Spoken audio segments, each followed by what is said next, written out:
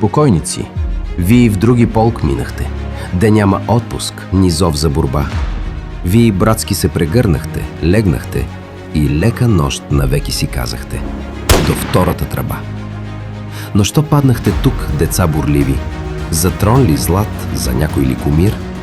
Да беше то, остали бихте живи. Не бихте срещали тъй горделиви куршуми. Спете в мир. Българио, за тебе те умрях. Една бе ти достойна зарад тях, и те за теб достойни, майко, бяха. И твоето име само като наовяха, умираха без страх. Но кой ви знае, че спите в тез полета? Над вашия гроб забвението цъфти. Кои сте вие? Над сянката ви клета не мисли никой днес, освен поета и майките свети. Борци, венец ви свих от песен жива, от звукове, що никой не сбира. От диви рев на битката гръмлива, от екота на Витоша бурлива, от вашето ура.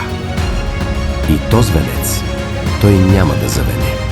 И тая песен вечно ще гърми из българските планини зелени.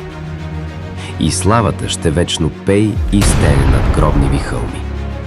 Почивайте под тез могили ледни, не ще да чуете веч тръба, ни вожд, ни славни и гръм на битките победни.